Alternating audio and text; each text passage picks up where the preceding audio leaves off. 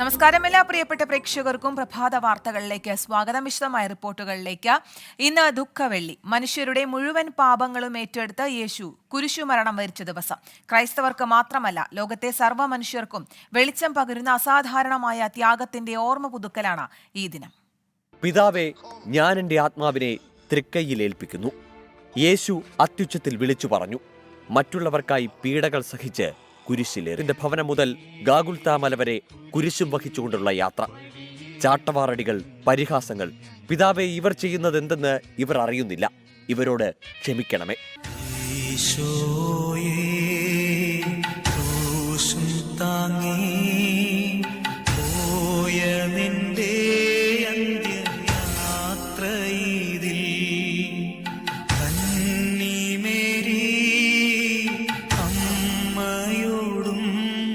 കുരിശുമരണത്തിലൂടെ യേശു മനുഷ്യരാശിയെ പാപങ്ങളിൽ നിന്ന് രക്ഷിച്ചു. ക്രൈസ്തവർ ഉപവാസത്തിലൂടെയും പ്രാർത്ഥനയിലൂടെയും ഈ ദിനം പൂർണ്ണമായും ദൈവത്തിന് സമർപ്പിക്കുന്നു. ദേവാലയങ്ങളിൽ പീഡാനുഭവ വായനയും കുരിശിന്റെ രഹസ്യവും മഹത്വവും വ്യക്തമാക്കുന്ന പ്രാർത്ഥനകളും നടക്കും. യേശുവിന്റെ പീഡാനുഭവ വഴികളിലെ സംഭവങ്ങളെ അനുസ്മരിച്ചുകൊണ്ടുള്ള കുരിശിന്റെ വഴിയും പ്രധാനമാണ്. ഗാഗുൽത്താ മലയിൽ നിന്നും വിലാപത്തിൻ മാറ്റൊലി കേൾക്കൂ. സഹനത്തിന്റെയും ത്യാഗത്തിന്റെയും അസാധാരണ മാതൃകയായി മാറിയ ഈ ദിനം ക്രൈസ്തവർക്ക് മാത്രമല്ല, ലോകത്തെ സർവ്വ മനുഷ്യർക്കും തന്നെ വെളിച്ചം പകരുന്നതാണ്. മറ്റുള്ളവർക്കായി സ്വയം ത്യജിക്കാനുള്ള ത്യാഗസന്നദ്ധത ലോകത്തെ കൂടുതൽ സുന്ദരമാക്കട്ടെ. കുരിശിൽ മരിച്ചവനേ, കുരിശാലെ വിജയം വരിച്ചവനേ. Research desk 24.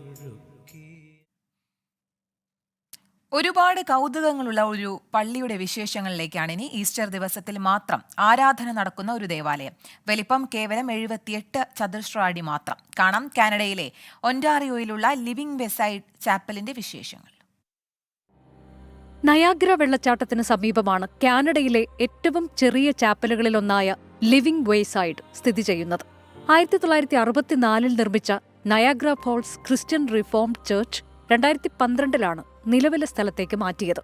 13 അടി നീളവും 6 അടി വീതിയും മാത്രമാണ് ചാപ്പലിന്.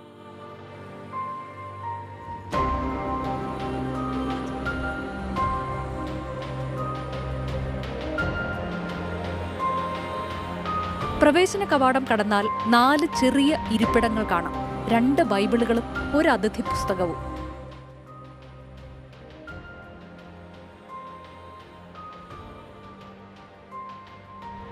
ലോകത്തെ ഏറ്റവും ചെറിയ ചാപ്പൽ എന്ന Guinness world record Living Water Wayside ചാപ്പലിനുണ്ടെന്നാണ് പ്രാദേശിക ടൂറിസ്റ്റ് ഗൈഡുകൾ അവകാശപ്പെടുന്നത്. എന്നാൽ ഇതിന് ഔദ്യോഗിക രേഖകളില്ല.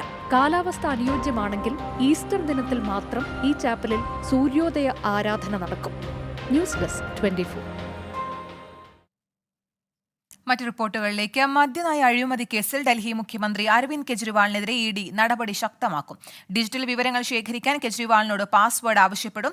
പാസ്വേഡ് നൽകിയില്ലെങ്കിൽ മറ്റു രീതിയിൽ രേഖകൾ ശേഖരിക്കാനാണ് EDയുടെ നീക്കം. കേസിലെ മറ്റു പ്രതികളുമായി കെജ്രിവാളിനെ ഒരുമിച്ചിരുത്തി ചോദ്യം ചെയ്യും. ഗോവയിലെ ചില ആം ആദ്മി സ്ഥാനാർത്ഥികളെയും കെജ്രിവാളിന്റെ സാന്നിധ്യത്തിൽ ചോദ്യം ചെയ്യാനും ED തീരുമാനിച്ചിട്ടുണ്ട്. അഴിമതിയുടെ മുഖ്യ ആസൂത്രകൻ കെജ്രിവാൾ എന്നാണ് EDയുടെ ആരോപണം. അതിനിടെ അരവിന്ദ് കെജ്രിവാളിന്റെ അറസ്റ്റിൽ പ്രതിഷേധം ശക്തമാക്കാനാണ് ആം ആദ്മി പാർട്ടിയുടെ തീരുമാനം. പത്തനംതിട്ടയിൽ കണ്ടെയ്നർ ലോറിയും കാറും കൂട്ടിയിടിച്ച് 2 മരണം. ഏഴംകുളം പട്ടാഴിമുക്കിലാണ് അപകടം. തുമ്പമൺ നോർത്ത് GHSലെ അധ്യാപിക, നൂർനാട് സ്വദേശിനി അനുജ, ചാരുമൂട് സ്വദേശി ഹാഷിം എന്നിവരാണ് മരിച്ചത്. ശ്രീജിത്ത് ശ്രീകുമാരൻ ചേരുന്നുണ്ട് കൂടുതൽ വിശദാംശങ്ങളുമായി. ശ്രീജിത്ത്, എങ്ങനെയാണ് ഈ അപകടമുണ്ടായത്? മറ്റെന്തൊക്കെ വിവരങ്ങളാണ് ലഭ്യമാവുന്നത്? ഇന്നലെ രാത്രിയോട് കൂടിയായിരുന്നു ഇത്തരത്തിലൊരു അപകടം ഉണ്ടായത്. നൂർനാടും ചാരുമൂടും സ്വദേശികളാണ് മരിച്ചവർ. ഇവർ സുഹൃത്തുക്കളായിരുന്നു എന്നാണ് നമുക്ക് ലഭിക്കുന്ന വിവരം. എന്തായാലും ഈ അധ്യാപികയെ സ്കൂളിൽ നിന്ന് കൂട്ടിക്കൊണ്ടു പോകാനാണ് സുഹൃത്ത് എത്തിയതെന്ന് മനസ്സിലാക്കുന്നു. കണ്ടെയ്നർ ലോറി ഒരു ഭാഗത്തു കൂടി വരുന്ന സമയത്ത് നിയന്ത്രണം വിട്ട ഈ വാഹനം, ഇവരുടെ കാർ പോയി ഇടിക്കുകയായിരുന്നു എന്നാണ് ഏറ്റവും ഒടുവിൽ ലഭിക്കുന്ന വിവരം. എന്തായാലും ആശുപത്രിയിൽ എത്തിച്ചെങ്കിലും ഇരുവർക്കും ജീവൻ നഷ്ടമാവുകയായിരുന്നു. കൊണ്ടുപോകുമ്പോൾ തന്നെ 2 പേർക്കും ജീവൻ നഷ്ടമായിരുന്നു എന്ന ഒരു വിവരമാണ് ലഭിക്കുന്നത്. ഉണ്ടായിരുന്നത്. എന്തായാലും ഉടൻ തന്നെ പോലീസും അതുപോലെ തന്നെ നാട്ടുകാരും ചേർന്നാണ് രക്ഷാപ്രവർത്തനം നടത്തിയത്. പക്ഷേ അപ്പോഴേക്കും കാർ പൂർണ്ണമായി തകരുന്ന ഒരു കാഴ്ചയായിരുന്നു കണ്ടിരുന്നത്. എന്തായാലും രണ്ടുപേരുടെയും മൃതദേഹങ്ങൾ പോസ്റ്റ്മോർട്ടത്തിനായി ചെങ്ങന്നൂർ ആശുപത്രിയിലേക്ക് മാറ്റിയിട്ടുണ്ട്. ബന്ധുക്കൾക്ക് വിട്ടുകൊടുക്കുമെന്ന് അറിയിച്ചിട്ടുണ്ട്. ഗവൺമെന്റ് സ്കൂളിലെ അധ്യാപിക കൂടിയാണ് ഈ അനുജ എന്ന മരിച്ച അധ്യാപിക. ശരി, പത്തനംതിട്ടയിലാണ് കണ്ടെയ്നർ ലോറിയും കാറും കൂട്ടിയിടിച്ച അപകടം, 2 പേർ മരിച്ചു. ശ്രീകുമാരനാണ് വാർത്തയുടെ കൂടുതൽ വിശദാംശങ്ങൾ നൽകിയത്. ഇനി ലോക്സഭാ തെരഞ്ഞെടുപ്പ് വാർത്തകളിലേക്ക്.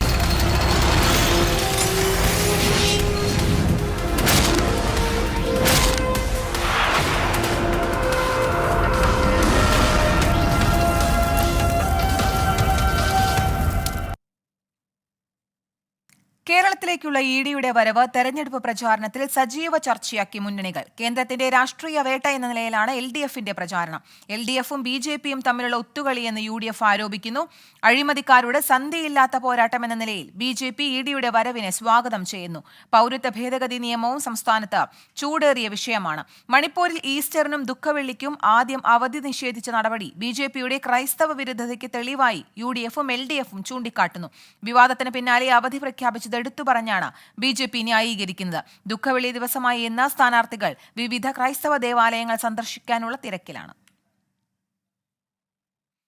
ലോക്സഭാ തെരഞ്ഞെടുപ്പിനുള്ള CPIM സ്ഥാനാർത്ഥി പട്ടിക കേന്ദ്ര കമ്മിറ്റി പ്രഖ്യാപിച്ചു. കേരളത്തിലെ 15 സ്ഥാനാർത്ഥികളടക്കം 44 പേരുടെ പട്ടികയാണ് പ്രഖ്യാപിച്ചത്. പശ്ചിമ ബംഗാളിൽ സംസ്ഥാന സെക്രട്ടറി മുഹമ്മദ് സലീം അടക്കം 17 CPIM സ്ഥാനാർത്ഥികളാണ് ഇത്തവണ മത്സരിക്കുക. മുർഷിദാബാദ് മണ്ഡലത്തിൽ നിന്നാണ് മുഹമ്മദ് സലീം ജനവിധി തേടുക. ബംഗാളിൽ യുവാക്കൾക്കും പുതുമുഖങ്ങൾക്കും അവസരം നൽകിയിട്ടുണ്ട്. തമിഴ്നാട്ടിൽ സിറ്റിംഗ് MP-മാരായ S. വെങ്കിടേശൻ മധുരയിൽ നിന്നും R. സച്ചിദാനന്ദം ഡിണ്ടിഗലിൽ നിന്നും മത്സരിക്കും. ബീഹാർ, ജാർഖണ്ഡ്, അസം, കർണാടക, ആൻഡമാൻ നിക്കോബാർ, പഞ്ചാബ്, രാജസ്ഥാൻ, തെലങ്കാന, ത്രിപുര എന്നിവിടങ്ങളിൽ ഓരോ സ്ഥാനാർത്ഥി വീതവും പാർട്ടി പ്രഖ്യാപിച്ചു. എന്നാൽ CPIM ഒരു സീറ്റിൽ അവകാശവാദം ഉന്നയിച്ച മഹാരാഷ്ട്രയിലെ സ്ഥാനാർത്ഥിയെ പ്രഖ്യാപിച്ചിട്ടില്ല.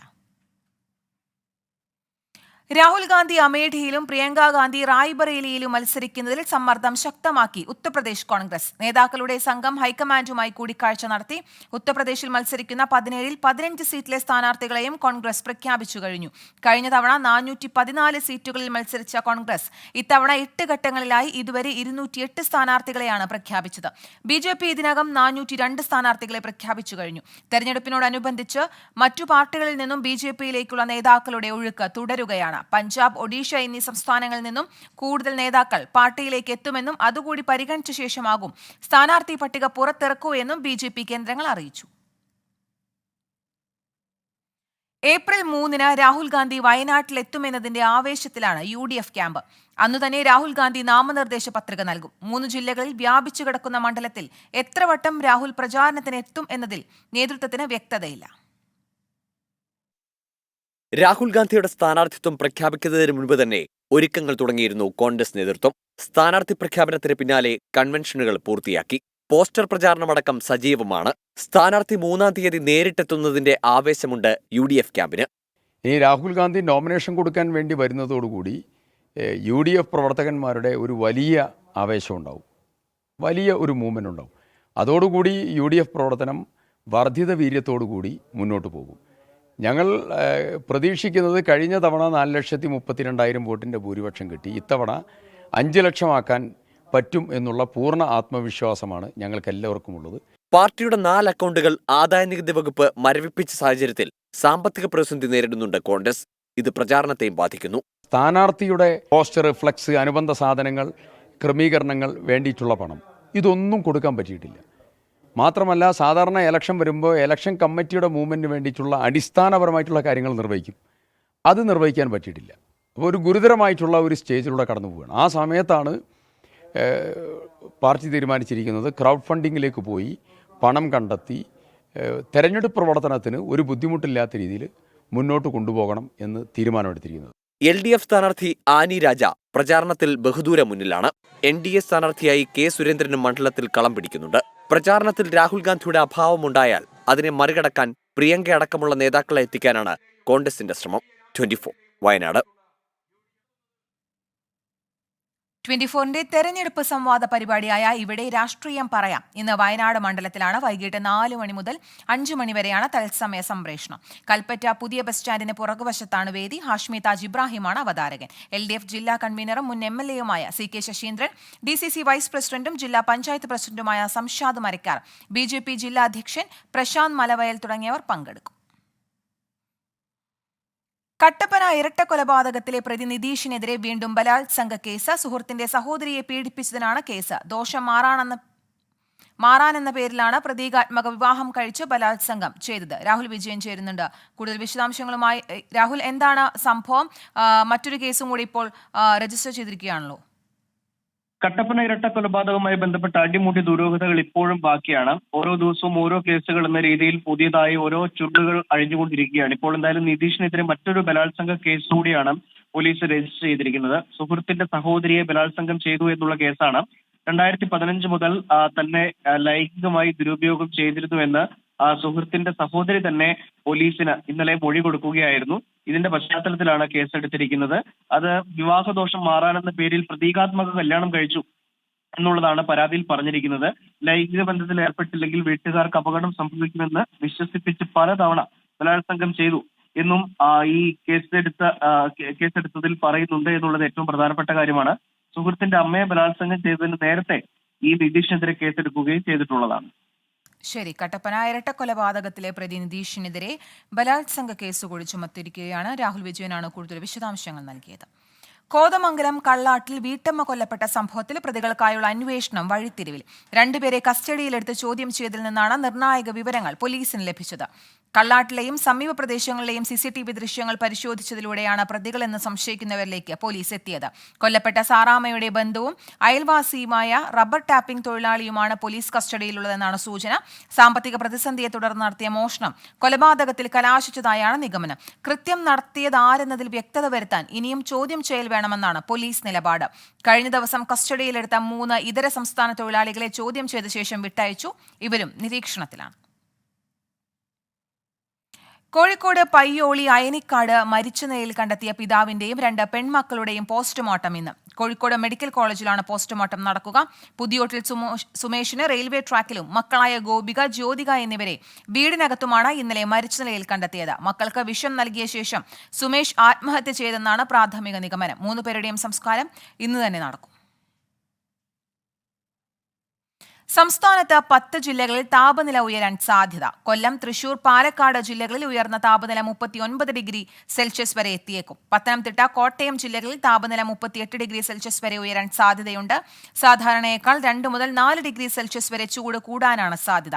ഉയർന്ന ചൂട് ഗുരുതരമായ ആരോഗ്യ പ്രശ്നങ്ങൾക്ക് കാരണമാകുമെന്നതിനാൽ പൊതുജനങ്ങൾ ജാഗ്രത പാലിക്കണം. തിരുവനന്തപുരം, കൊല്ലം, ആലപ്പുഴ ജില്ലകളിൽ ഇടത്തരം വേനൽ മഴയ്ക്ക് സാധ്യതയുണ്ട്. ആരോഗ്യാവസ്ഥ മോശമായതിനെ തുടർന്ന് കൊച്ചിയിലെ സ്വകാര്യ ആശുപത്രിയിൽ പ്രവേശിപ്പിച്ച PDP സംസ്ഥാന ചെയർമാൻ അബ്ദുൾ നാസർ മദനിയുടെ ആരോഗ്യാവസ്ഥ ഗുരുതരമായി തുടരുന്നു. രക്തസമ്മർദ്ദം ക്രമാതീതമായി വർദ്ധിക്കുകയും ഓക്സിജന്റെ അളവ് പെട്ടെന്ന് താഴുകയും ചെയ്തതോടെ വെന്റിലേറ്റർ സഹായത്തോടെയാണ് ജീവൻ നിലനിർത്തുന്നത്. വിദഗ്ധ വൈദ്യസംഘമാണ് മദനിയുടെ ചികിത്സാ കാര്യങ്ങൾ നിരീക്ഷിക്കുന്നത്. കുടുംബാംഗങ്ങളും PDP സംസ്ഥാന നേതാക്കളുമടക്കം ആശുപത്രിയിൽ തുടരുകയാണ്. യേശുക്രിസ്തുവിന്റെ പീഡാനുഭവത്തിന്റെയും കുരിശുമരണത്തിന്റെയും സ്മരണയിൽ ക്രൈസ്തവർ ഇന്ന് ദുഃഖവെള്ളി ആചരിക്കുന്നു. ദേവാലയങ്ങളിലും മലയാറ്റൂർ ഉൾപ്പെടെയുള്ള വിവിധ കുരിശുമലകളിലും പ്രത്യേക പ്രാർത്ഥനകൾ നടക്കും. പാളയം സെന്റ് ജോസഫ്സ് കത്തീഡ്രലിൽ നിന്നും ഷഫീദ് റാവുത്തർ ചേരുന്നുണ്ട്. ഷഫീദ്, പ്രാർത്ഥനാ ചടങ്ങുകൾ എപ്പോൾ ആരംഭിക്കും? എന്തൊക്കെ മറ്റ് പ്രധാന ചടങ്ങുകളാണ് ഇന്നുള്ളത്? യേശുക്രിസ്തുവിന്റെ പീഡാനുഭവ സ്മരണകൾ പുതുക്കിക്കൊണ്ട് ഇന്ന് ക്രൈസ്തവർ ദുഃഖവെള്ളി ആചരിക്കുകയാണ്. ഇന്നലെ പെസഹ തിരുക്കർമ്മങ്ങൾക്ക് ശേഷം പ്രാർത്ഥനാ നിർഭരമായി ഈ ചടങ്ങുകളിലേക്ക് അല്പസമയത്തിനുള്ളിൽ കടക്കും. ഞാനിപ്പോൾ നിൽക്കുന്നത് പാളയം സെന്റ് ജോസഫ് കത്തീഡ്രലിലാണ്. ഇവിടെ അല്പസമയത്തിനുള്ളിൽ സംയുക്ത കുരിശിന്റെ വഴി നടക്കും. അത് വിവിധ സഭകൾ ചേർന്നുകൊണ്ടാണ് ഈ സംയുക്ത കുരിശു വഴി സംഘടിപ്പിക്കുക. ഫാദർ തോമസ് തേനറ്റോ അടക്കമുള്ള പ്രമുഖ വൈദികർ ഇതുമായി ബന്ധപ്പെട്ട് ഈ ചടങ്ങിൽ പങ്കെടുക്കുമെന്നുള്ളതാണ് ഏറ്റവും പ്രധാനപ്പെട്ട കാര്യം. ഇന്നലെ ഭക്തിസാന്ദ്രമായ ദേവാലയങ്ങളിൽ വിശ്വാസികൾ പെസഹ ആചരിച്ചിരുന്നു. കാൽകഴികൾ ശുശ്രൂഷയും അതേപോലെ തന്നെ ദിവ്യകാരുണ്യ പ്രദക്ഷിണവും ആരാധനയും നടന്നു. വിശുദ്ധ വാരാചരണത്തിന്റെ ഭാഗമായി ഇന്നലെ പൂജപ്പുര സെൻട്രൽ ജയിലിൽ ചരിത്രത്തിലാദ്യമായി ക്രൈസ്തവ സഭകളുടെ കൂട്ടായ്മയായ ആക്സിസിന്റെ ആഭിമുഖ്യത്തിൽ ശുശ്രൂഷകളും ഉണ്ടായിരുന്നു എന്നുള്ളത് ഏറ്റവും പ്രധാനപ്പെട്ട കാര്യം. കർദിനാൾ ബസേലിയസ് മാർ ക്ലെമ്മീസ് ബാവയാണ് വചന സന്ദേശം നൽകിയത്. ഏതായാലും തിരുവനന്തപുരത്തെ വിവിധ ദേവാലയങ്ങൾ, പ്രത്യേകിച്ച് ഈ പട്ടം സെന്റ് മേരീസ് കത്തീഡ്രൽ, അതേപോലെ തന്നെ പാളയം സെന്റ് ജോസഫ് കത്തീഡ്രലിലടക്കം ഈ വിശുദ്ധ കുരിശിന്റെ വഴി അത് അല്പസമയത്തിനുള്ളിൽ ആരംഭിക്കും. കീർത്തന, ശരിയാ. ഇന്ന് ദുഃഖവെള്ളി, ദേവാലയങ്ങളിൽ പ്രത്യേക പ്രാർത്ഥനകളും ചടങ്ങുകളും തുടങ്ങുകയാണ്. പാളയം സെന്റ് ജോസഫ്സ് കത്തീഡ്രലിൽ നിന്നുള്ള വിശേഷങ്ങളാണ് ഷഫീദ് റാവുത്തർ പങ്കുവച്ചത്.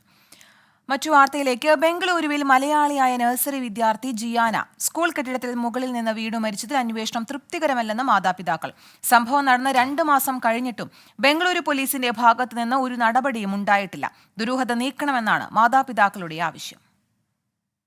കോട്ടയം മണിമല സ്വദേശി ജിറ്റോ ടോമി ജോസിന്റെയും ബെനീറ്റയുടെയും മകൾ ജിയാന ആൻ ജിറ്റോ ജനുവരി 22-ാം തീയതിയാണ് ബാംഗ്ലൂർ ചെലിക്കര ഡൽഹി പ്രീ സ്കൂൾ കെട്ടിടത്തിന് മുകളിൽ നിന്നും വീണു മരിച്ചത്.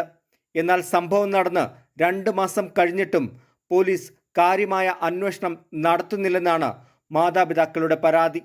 അതുകൊണ്ട് തന്നെ സംഭവത്തിൽ വലിയ ദുരൂഹതയുണ്ടെന്നാണ് മാതാപിതാക്കൾ ആരോപിക്കുന്നത്. ഇങ്ങനെ ഇമ്പാക്റ്റ് വരണമെന്നുണ്ടെങ്കിൽ മിനിമം 20 ഫീറ്റ് നേരം താഴെ വീണിരിക്കണം എന്നുള്ള രീതിയിൽ ഡോക്ടർ പറയണ്ടേ.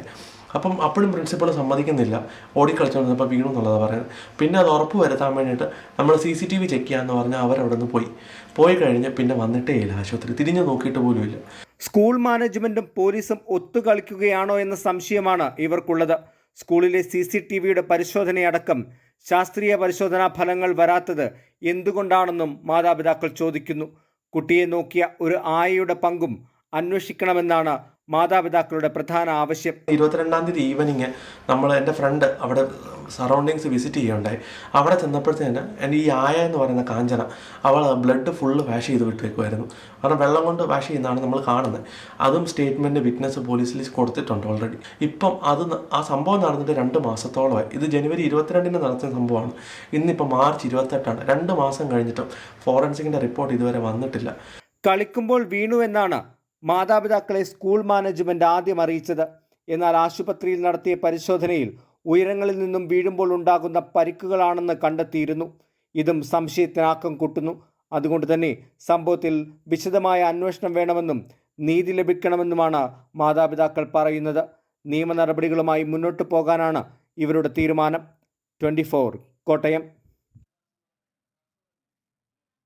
IPL ആവേശം.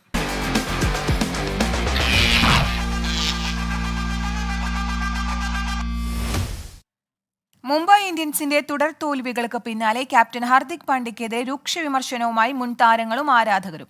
ഹർദിക്കിന്റെ 1-മാൻ ഷോയാണ് തോൽവിക്ക് കാരണമെന്നാണ് പ്രധാന വിമർശനം.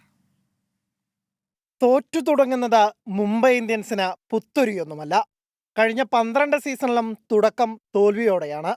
ദൈവത്തിന്റെ പോരാളികൾ തോറ്റേ തുടങ്ങുവെന്ന സിനിമാ ഡയലോഗിൽ പിടിച്ചു നിൽക്കും മുംബൈ ആരാധകരും. എന്നാൽ ഇത്തവണ കട്ടക്കലിപ്പിലാണവർ. കാരണം ഒന്നേയുള്ളൂ, ഹാർദിക് പാണ്ഡ്യ. മുംബൈക്ക് 5 കിരീടങ്ങൾ സമ്മാനിച്ച രോഹിത് ശർമ്മയെ വെട്ടി ഹാർദിക്കിനെ ക്യാപ്റ്റനാക്കിയത് ഇപ്പോഴും ദഹിച്ചിട്ടില്ല ആരാധകർക്ക്. അങ്ങനെയുള്ളപ്പോഴാണ് കളത്തിലെ മോശം തീരുമാനങ്ങളുടെ പേരിൽ ഹാർദിക് രൂക്ഷ വിമർശനം ഏറ്റുവാങ്ങുന്നത്. 1-മാൻ ഷോ, താൻ സൂപ്പർ കൂളാണെന്ന് കാണിക്കാനുള്ള പരാക്രമങ്ങൾ, ഹാർദിക്കിനെതിരായ വിമർശനങ്ങൾ ഏറെയുണ്ട്. ആരാധകർ മാത്രമല്ല, മുൻ താരങ്ങളും മുംബൈ നായകനെതിരെ കടുപ്പിക്കുന്നു. പട്ടാൻ സഹോദരങ്ങളാണ് ഒരു ദയവുമില്ലാതെ ആഞ്ഞടിച്ചത്. ടീമിന്റെ പ്രധാന ബൗളറായ ജസ്പ്രീത് ബുംറയെ 11 ഓവറിനിടെ ഒരിക്കൽ മാത്രം പരീക്ഷിച്ചതും 20-ാം ഓവർ സ്പിന്നർക്കു നൽകിയതുമെല്ലാം മോശം ക്യാപ്റ്റൻസി എന്നല്ലാതെ മറ്റെന്ത് പറയാനെന്നാണ് യൂസഫ് പട്ടാന്റെ വിമർശനം. മറ്റ് ബാറ്റർമാർ 200-ന് മുകളിൽ സ്ട്രൈക്ക് റേറ്റിൽ കളിക്കുമ്പോൾ മെല്ലെപ്പോക്കിലായിരുന്ന ഹാർദിക്കിനെ ഇർഫാൻ പട്ടാനും കുറ്റപ്പെടുത്തുന്നു. മുൻ മുംബൈ താരം അമ്പാട്ടി റായിഡു, ഓസ്ട്രേലിയൻ മുൻ താരം Tom Moody, Steve Smith, Brett Lee തുടങ്ങിയവരും ബുംറയെ കൃത്യമായി ഉപയോഗിക്കാത്തതിൽ വിമർശനവുമായി രംഗത്തെത്തിയിട്ടുണ്ട്. ഇതോടെ ഇനിയുള്ള മത്സരങ്ങളിൽ വൻ ജയങ്ങൾ തന്നെ അനിവാര്യമായിരിക്കുകയാണ് ഹാർദിക് പാണ്ഡ്യയ്ക്ക് വിമർശനങ്ങളെ മറികടക്കാൻ. Sports desk 24. റമദാനിൽ ഗൾഫ് രാജ്യങ്ങളിൽ ഇഫ്താർ വിരുന്നുകൾ സജീവമാണ്. സൗദിയിലെ അൽഖൂബാറിൽ ഒരു കൂട്ടം ചെറുപ്പക്കാർ ചേർന്നൊരുക്കിയ അത്താഴ വിരുന്ന് ഏറെ ശ്രദ്ധേയമായി. ദമാമിൽ നിന്ന് സുബൈറുദ്ദീനൂർ തയ്യാറാക്കിയ റിപ്പോർട്ട് കാണാം. പ്രവാസ ലോകത്ത് സജീവമാണ് സമൂഹ നോമ്പുതുറകൾ. എന്നാൽ ഇവിടെ അതിൽ നിന്നെല്ലാം വ്യത്യസ്തമായി ഒരു കൂട്ടം സുഹൃത്തുക്കൾ ഒരിടത്ത് ഒരുമിച്ച് ചേർന്നുകൊണ്ട് അത്താഴ വിരുന്നൊരുക്കി ശ്രദ്ധേയരാവുകയാണ്. റമദാൻ മാസപ്പിറവി കണ്ട് വ്രതാരംഭം തുടങ്ങിയത് മുതൽ ഗൾഫിലെങ്ങും ഇഫ്താറുകൾ സജീവമാണ്. മലയാളി സംഘടനകളും പ്രാദേശിക നാട്ടുകൂട്ടായ്മകളുമെല്ലാം ഇഫ്താർ വിരുന്നൊരുക്കുന്നതിൽ ഒട്ടും പിന്നിലല്ല. എന്നാൽ ഇതിനിടയിലാണ് അൽക്കോബാറിലെ ഒരു കൂട്ടം മലയാളി ചെറുപ്പക്കാർ അത്താഴ വിരുന്നൊരുക്കി വിശുദ്ധ രാവുകളിൽ വേറിട്ട അനുഭവം തീർത്ത് വ്യത്യസ്തരായത്. പലയിടങ്ങളിൽ നിന്നായി പ്രവാസത്തിന്റെ പച്ചപ്പ് തേടിയെത്തിയ ഈ ഒരു കൂട്ടം സുഹൃത്തുക്കൾ ഒരു രാവിൽ ഒരിടത്ത് കൂടി പുണ്യ റമദാന രുചിയുടെ സൗഹൃദങ്ങളാക്കി മാറ്റുകയായിരുന്നു. വിവിധയിടങ്ങളിലെ ജോലി കാരണം ഇഫ്താറിന് ഒന്നിച്ചുകൂടാൻ കഴിയാത്തതിൻ്റെ സങ്കടം ഒന്നിച്ച് അത്താഴമൊരുക്കി കഴിച്ചും കഴിപ്പിച്ചും പരിഹരിക്കുകയാണ് ഇവർ. അൽഖോബാറിലെ ഈ ബാച്ചിൽ റൂമിലെ വിശേഷങ്ങൾ ഏറെയാണ്. കേരളത്തിൻ്റെ തെക്കേയറ്റമായ തിരുവനന്തപുരം മുതൽ വടക്കേയറ്റമായ കാസർഗോഡ് ജില്ലയിൽ വരെയുള്ളവരുണ്ട് 3 മുറികളുള്ള ഈ ഫ്ലാറ്റിൽ. പ്രവാസത്തേക്ക് കടൽ കടന്നെത്തി 1 മാസം മാത്രമായവർ മുതൽ 15 വർഷം വരെ കഴിഞ്ഞവരുമുണ്ട് ഇക്കൂട്ടത്തിൽ. ഇവരുടെ സൗഹൃദത്തിനും സ്നേഹത്തിനും ഒരു അതിർവരമ്പുമില്ല. എല്ലാം മറന്ന് സൗഹൃദ തണൽ തീർക്കുകയാണിവിടെ. നമ്മൾ ഒരുപാട് സമൂഹ നോമ്പുതുറയൊക്കെ കണ്ടിട്ടുണ്ട്. അതിൽ നിന്നൊക്കെ ഒരു വ്യത്യസ്തമായി നമ്മൾ ബാച്ചിലർ കൂടിയിട്ട് കേരളത്തിലെ തിരുവനന്തപുരം മുതൽ കാസർഗോഡ് ജില്ല വരെയുള്ള ആളുകളും ഒരുമിച്ച് കൂടിയിട്ട് ഒരു പ്രത്യേക അനുഭൂതി ഉണ്ടാക്കാൻ വേണ്ടിയിട്ടാണ് നമ്മൾ ഈ അത്താഴ വിരുന്ന് ഇവിടെ ഉണ്ടാക്കിയത്. ഇത് കഴിഞ്ഞു കഴിഞ്ഞാൽ നമുക്കൊരു പ്രത്യേക ഊർജം, അതുപോലെ തന്നെ പ്രത്യേക സ്നേഹം നമ്മൾ പങ്കുവെക്കുക, ഇതൊക്കെയാണ് നമ്മൾ ഈ അത്താഴ വിരുന്ന് കൊണ്ട് ഉദ്ദേശിക്കുന്നത്. അധിക ദിവസവും അത്താഴ നേരത്തിന് അല്പം മുമ്പാണ് എല്ലാവരും റൂമിലെത്തുക. പിന്നെ കളിയും ചിരിയും തമാശയും ഒക്കെയായി പാചകത്തിൻ്റെ പൊടിപൂരം. വിവിധ ജില്ലകളിലെ രുചിക്കൂട്ടുകൾ ഓരോ ദിവസവും മാറി മാറി പരീക്ഷിക്കും. അത്താഴമില്ലാതെ എന്ത് നോമ്പ് എന്ന മട്ടാണ് ഇവർക്ക്. പല മേഖലയിലുള്ള ആൾക്കാരും ജാതി മതഭേദമന്യേ ഇവിടെ കൂടിയിരുന്ന് ഒരു അത്താഴ വിരുന്നു അതിന് മുമ്പായിട്ടുള്ള ഒരു സൗഹൃദ സംഭാഷണം കൂടിയാകുമ്പോൾ നമുക്കെല്ലാവർക്കും ഒരു പുത്തൻ ഉണർവാണ് ഇതിലൂടെ ലഭിക്കുന്നത്. പാചക ദൗത്യത്തിൽ നിന്ന് ഒരാളും മാറി നിൽക്കില്ല. ഉള്ളിയരിയൽ മുതൽ പാത്രം കഴുകുന്നത് വരെ ഒരു പരിഭവവും പരാതിയും പറയാതെ ഓരോരുത്തർ ഏറ്റെടുക്കും. കിച്ചണിൽ ഒരു കൂട്ടം ചേർന്ന് അസൽ അത്താഴമുണ്ടാക്കുമ്പോഴേക്കും മറ്റൊരു ടീം സുപ്രവിരിച്ചിരിക്കും. നല്ല നെയ്ച്ചോറും കോഴിക്കറിയും പപ്പടവും സലാഡുമെല്ലാമാണ് ഇവരുടെ അത്താഴ വിഭവങ്ങൾ. അത്താഴം കഴിയുമ്പോഴേക്കും ഇടുക്കിക്കാരൻ തോമസ് അച്ചായൻ്റെ വകയുള്ള നല്ല സുലൈമാന് കൂടി എത്തുന്നതോടെ അത്താഴ വിരുന്ന് കെങ്കേമമാകും. പ്രവാസത്തെ ചില ഒറ്റപ്പെടലും സ്വകാര്യ ദുഃഖങ്ങളും സങ്കടങ്ങളുമെല്ലാം ഏറെ മനസ്സിൽ ഒളിപ്പിക്കുമ്പോഴും മുറിയിലെ ഈ സ്നേഹത്തളിലെത്തുമ്പോൾ എല്ലാം മറക്കുകയാണിവർ. നന്മ മാത്രം തെളിയുന്ന വിശുദ്ധ രാവുകളിൽ ഇവരുടെ സൗഹൃദവും ഏറെ തെളിമയോടെ പ്രകാശം പരത്തുകയും ചെയ്യുന്നു. സുബൈറുദ്ദീൻ 24 ദമ. വധശിക്ഷയ്ക്ക് വിധിക്കപ്പെട്ട 18 വർഷമായി റിയാദിലെ ജയിലിൽ കഴിയുന്ന കോഴിക്കോട് സ്വദേശി അബ്ദുൾ റഹീമിന്റെ മോചനത്തിന് രൂപീകരിച്ച നിയമസഹായ സമിതി യോഗം ചേർന്നു. വിവിധ സംഘടനാ നേതാക്കൾ പങ്കെടുത്തു. റഹീമിന്റെ മോചനത്തിന് ആവശ്യമായ 33 കോടി രൂപ സമാഹരിക്കാൻ പ്രവർത്തനങ്ങൾ ഊർജിതമാക്കും. 18 വർഷമായി കണ്ണീർ പറ്റിയ കണ്ണുകളുമായി നൊന്തുപെറ്റ മകൻ്റെ വരവിനായി കാത്തിരിക്കുകയാണ് കോഴിക്കോട് ഫറൂഖ് സ്വദേശിനി ഫാത്തിമ. കണ്ണടക്കുന്നതിനു മുമ്പായി മകൻ അബ്ദുൾ റഹീമിനെ ഒരു നോക്ക് കാണണമെന്ന ഈ വയോധികയുടെ ആഗ്രഹം നിറവേറ്റിക്കൊടുക്കുന്നതിനു വേണ്ടിയാണ് റിയാദിലെ പ്രവാസി സമൂഹം കഴിഞ്ഞ ദിവസം ഒറ്റക്കെട്ടായി വീണ്ടും ഒത്തുചേർന്നത്. എന്നാൽ അതിനായി ഭാരിച്ച പണം വേണ്ടതുണ്ട്. 1ഉം 2ഉമല്ല, 33 കോടിയോളം ഇന്ത്യൻ രൂപ. ഇതിനായി കോഴിക്കോട് കേന്ദ്രമായി രൂപീകരിച്ച നിയമസഹായ സമിതിയുടെ ധനസമാഹരണ പ്രവർത്തനങ്ങൾ വഴി ഇതുവരെ 3 കോടി രൂപ മാത്രമാണ് ലഭിച്ചിരിക്കുന്നത്. ലക്ഷ്യത്തിലെത്താൻ ഇനിയും 30 കോടിയോളം രൂപ സമാഹരിക്കേണ്ടതുണ്ട്. മാത്രവുമല്ല, ഏപ്രിൽ 20 മുമ്പായി ഈ പണം റിയാദിലെത്തിച്ച് ദിയാധനമായി കൈമാറുവാനുള്ള നീണ്ട നടപടിക്രമങ്ങളും മുന്നിലുണ്ട്. ഏറെ വെല്ലുവിളികൾ നിറഞ്ഞ ഈ രക്ഷാദൗത്യമാണ് റിയാദിലെ പ്രവാസി സമൂഹം സധൈര്യം ഏറ്റെടുത്തിരിക്കുന്നത്. ഫണ്ടിൻ്റെ പുരോഗതി വിലയിരുത്താനാണ് ഞങ്ങൾ വളരെ സജീവമായി ഇന്നു മുതൽ വീണ്ടും ഞങ്ങൾ ഓരോ ഏരിയ ബേസ് ചെയ്ത് അതിൻ്റെ കാര്യങ്ങളിലേക്ക് മുന്നോട്ട് നീങ്ങാനാണ് ഞങ്ങൾ തീരുമാനമെടുത്തത്. കേൾക്കുന്ന റിയാദിലെ പൊതുസമൂഹം ഈ ഒരു രംഗത്തെ ഞങ്ങളെയൊക്കെ സഹായിക്കുവാനും മുന്നോട്ട് വരണമെന്ന് വിനീതമായിട്ട് അഭ്യർത്ഥിക്കുകയാണ്. റിയാദിലെ എല്ലാ സംഘടനകളും വളരെ അധികം സന്തോഷത്തോടെ ഈ ഒരു പരിപാടിയുമായി കൊണ്ട് വളരെയധികം സഹകരിച്ച് രക്ഷിക്കുന്ന ലോകത്തെമ്പാടുമുള്ള മലയാളികൾ ഒന്നടക്കം ഈ സഹോദരൻ്റെ മോചനത്തിന് വേണ്ടി വരും ദിവസങ്ങളിൽ ഞങ്ങളാൽ കഴിയുന്ന സഹായങ്ങൾ ചെയ്തുകൊണ്ട് നമ്മുടെ ദൗത്യം പൂർത്തീകരിക്കുന്നതിന് വേണ്ടി എല്ലാ മലയാളികളും ഇതിൻ്റെ ഭാഗവാക്കാകണം. തൻ്റെ 26-ാം വയസ്സിൽ റിയാദിലെ ഒരു സ്വദേശി വീട്ടിൽ ഡ്രൈവർ ജോലിക്ക് എത്തിയതായിരുന്നു അബ്ദുൾ റഹീം. കൃത്യം 28-ാം ദിവസം, അതായത് 2006 ഡിസംബർ 24-ന് സ്പോൺസറുടെ ഭിന്നശേഷിക്കാരനായ മകൻ ഫായിസിനെ കാറിൽ കൊണ്ടുപോകവെയാണ് കേസിനാസ്പദമായ സംഭവം നടന്നത്. ഫായിസിന് ഭക്ഷണവും വെള്ളവും ഉൾപ്പെടെ നൽകിയിരുന്നത് കഴുത്തിൽ ഘടിപ്പിച്ച പ്രത്യേക ഉപകരണം വഴിയായിരുന്നു. ഓടുന്ന വാഹനത്തിൽ തന്നെ ആക്രമിക്കാൻ ശ്രമിച്ച കുട്ടിയെ ചെറുക്കുന്നതിനിടയിൽ അബദ്ധവശാൽ അബ്ദുൾ റഹീമിൻ്റെ കൈ കുട്ടിയുടെ കഴുത്തിൽ ഘടിപ്പിച്ച ഉപകരണത്തിൽ തട്ടുകയും ഇതേ തുടർന്ന് ബോധരഹിതനായ കുട്ടി മരണമടയുകയുമായിരുന്നു. കൊലപാതക കുറ്റം ചുമത്തി റഹീമിനെ പോലീസ് അറസ്റ്റ് ചെയ്തു. റിയാദിലെ കോടതി വിധിച്ച വധശിക്ഷ അപ്പീൽ കോടതികളും ശരിവെച്ചതോടെ ഫായിസിൻ്റെ കുടുംബവുമായി ഉന്നത തലത്തിൽ നിരവധി തവണ ബന്ധപ്പെട്ടു. എന്നാൽ മാപ്പ് നൽകാൻ അവർ വിസമ്മതിക്കുകയായിരുന്നു.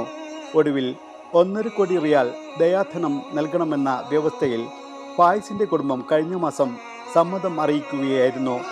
കനിവുള്ളവരുടെ അടിയന്തര ഇടപെടൽ ആവശ്യമായ ഈ ഘട്ടത്തിൽ ഇതിനായി കാത്തിരിക്കുകയാണ് നിയമസഹായ സമിതി പ്രവർത്തകർ. ഇസ്മായിൽ പയ്യോളി, 24, റിയാദ്.